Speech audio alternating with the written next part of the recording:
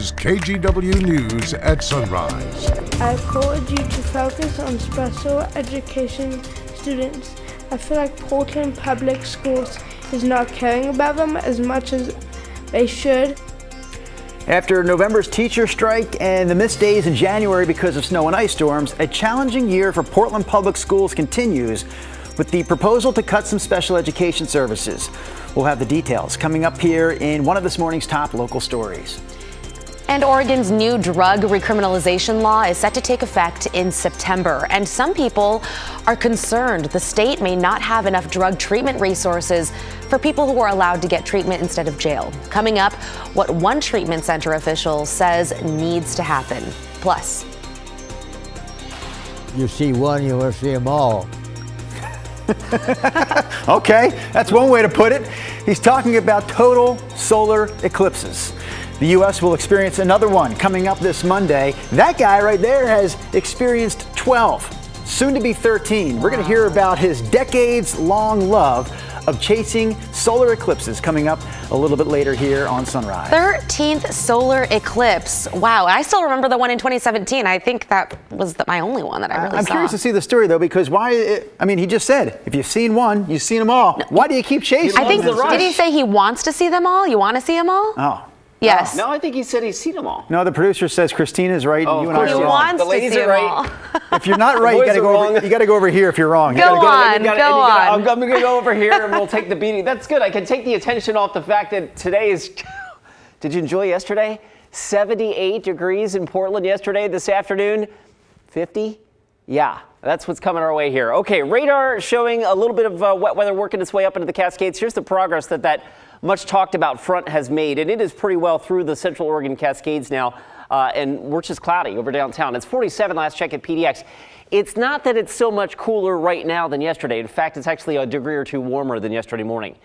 The point is, we're not warming up at all today. After that strong cold front blows through or has passed, temperatures today will struggle to get back over the 50-degree mark, contrasted with that 78 that we saw yesterday. So weather whiplash in full effect, and yes, there will be an occasional shower or two out there, especially this afternoon. So just be prepared for that as we wake up to temperatures in the 40s this morning. Let's get you out the door right now and a quick look at the roads. And I mentioned it's cool. The snow levels have dipped and it is snowing in the Cascade Passes.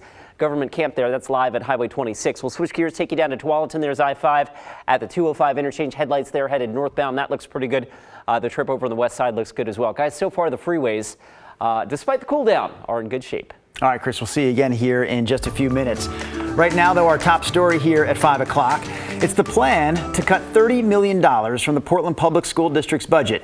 We've known about this for months now, and we know that the cuts will come from both the district's central operations as well as schools themselves. And as Almut McCarty found, a big worry right now is how the cuts will impact students, specifically those in special education.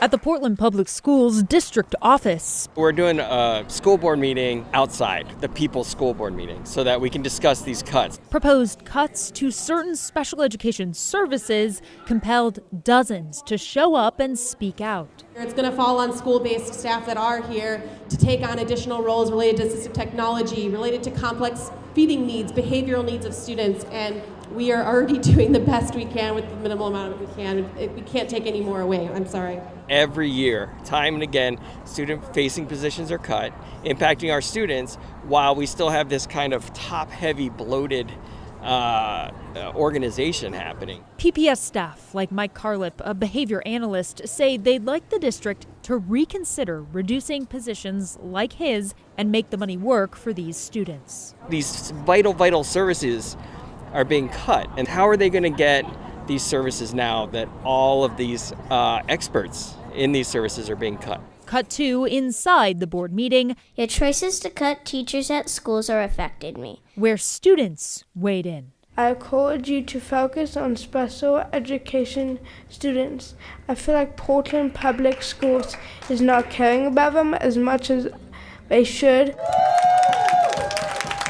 District officials argue they do care, saying these aren't cuts so much as staffing shifts as part of PPS's special education program improvement plan. and they say students' needs will be met. PPS also says while they will have to make $30 million in cuts from this upcoming budget, that's not the primary driver behind these changes. It's not necessarily to get my job back. It's about getting the students the services that they need to succeed.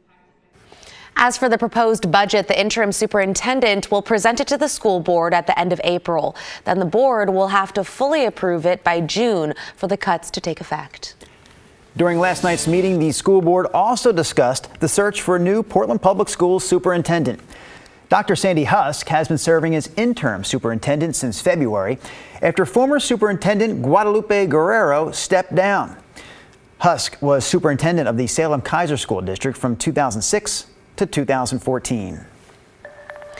The I-5 southbound off-ramp near the Moda Center is back open this morning after it closed for several hours because of a deadly hit and run. Around 11 o'clock last night, Portland police got a call about a woman lying in the road who looked like she'd been hit by a car. When officers arrived, investigators say they found the woman dead, but the driver who hit her had taken off. Portland police wants anyone with information to call them. In Clark County, deputies arrested a man who's accused of shooting and killing an acquaintance with a bow and arrow. Witnesses say the two men were fighting early yesterday morning in front of a home in the Minnehaha neighborhood just north of Vancouver. The sheriff's office says the suspect, Richard Vanderhoek, called 911 himself to report what happened. We also spoke to a woman who lives in that neighborhood. I look out and I see a body with an arrow sticking out in front of my house, so I was very confused at this point. I went out and asked. The cops were questioning me, and I never thought that this would happen in my neighborhood. Vanderhoek now faces a second-degree murder charge. Oregon's new law recriminalizing drug possession takes effect in September. Part of it allows counties to send some drug users to treatment instead of jail. We spoke with the director at Recovery Works Northwest, who's concerned about the resources needed to do that. Their medically managed detox center houses 16 people, and he says across Multnomah County, there are just 95 beds for similar treatment. His worry, that may not be enough space. We're full as it is. So putting every officer on the street looking for folks that are either going to go to jail or take detox is going to result in a lot more calls our way. He says the county needs a system to track capacity in real time. Meanwhile, the state estimates the new law will lead to more than 1,300 new drug possession convictions each year. Upgrades continue at the Portland Airport. One of the latest projects comes from United. The airline has opened up a new hangar bay at PDX to perform maintenance work on its largest Airbus and Boeing 737 aircraft. And before we get to Chris's forecast, we want to take a live look out from the coast. This is our Chinook Winds Casino Skycam. Waves rolling in. Today, looking really different, I think, Chris, than yesterday. And feeling really different. Yeah. Well, folks at the coast really never saw the sunshine that the rest of us inland enjoyed. So they've been prepared for this. They had a 24-hour heads up. The rest of us, we were 78 yesterday, the warmest day of the year, our 7th 70-degree day of the year. And then gone. Wow. At least for the next 5 or 6 days. Let's get you out the door with a look at radar right now. A strong cool front has pushed through the region overnight, right on schedule. It is already up and into the Cascades, and so the lion's share of the rain has gone with it. Now, that said, we're probably going to see a few showers from time to time today, but I don't anticipate steady, heavy rain throughout the day. We'll have plenty of dry time as well. What you can see, though, is some evidence of that cooler air coming in aloft. You see the speckly nature to the rain showers here? Expect the sky conditions to be peppered with, puffy cumulus clouds and occasional showers. And that's, I think, going to characterize our day. That, along with much cooler weather, as we just mentioned. We hit 78 yesterday afternoon. Now that front is through, and that cold Gulf of Alaska low continues dropping southward. That'll actually intensify the showers a little bit, I think, more so tomorrow than today. But the front's through. The colder air is coming in aloft, and that will also help to drop the snow levels a little bit as we go into this afternoon and tonight. All right, all that said, temperature-wise, we're not all that much cooler right now compared to yesterday morning. The story is that we're just not going to warm up at all. So we go from a high yesterday of 78 to maybe not getting out of the 50s for some of us this afternoon. It's 46 in downtown. It's 44 in Beaverton. Again, we'll struggle to get back to that 50-degree mark today. Same story in Salem with temperatures in the mid-40s.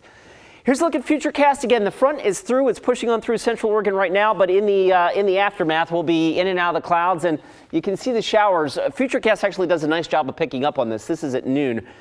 The green blobs take up a little bit more real estate, so the showers are likely to become a little bit more numerous during the relative heat of the day. We get the ground warming a bit as the colder air is coming in aloft. Cold on top of warm is unstable, right? So that lets the showers pop up and percolate through the afternoon. At the same time, that Alaska low slips southward overnight tonight and tomorrow. We get the little backwash here as we go into Thursday. I think tomorrow is going to wind up being a wetter day than today, but both days are going to be cool. And of course, we are continuing to watch the possibility for some snow below the Cascade Passes. This is Highway 26 at Government Camp. Ski resorts get 2 to 6 inches of snow, probably, maybe a little bit more, especially down towards the Central Oregon Cascades. And even the Coast Range could see a light dusting of snow in the coastal passes and above. 47 right now at PDX, and the plan for today shows that temperatures just don't go very far today. Futurecast has them waffling between about 50 and 53. So that's my forecast high for today here in Portland. We may not get back to 50 on Thursdays, so quite a bit of weather whiplash here over the next couple of days. Occasional showers tomorrow. I think the showers tomorrow are actually a little bit more numerous. And then we get one more front that comes through on Saturday, so the weekend could be a little wet. And then while we're all sitting here saying, what happened to spring? It will be back. There are signs of a nice warm-up coming our way next week. A little bit of everything in the forecast, Drew.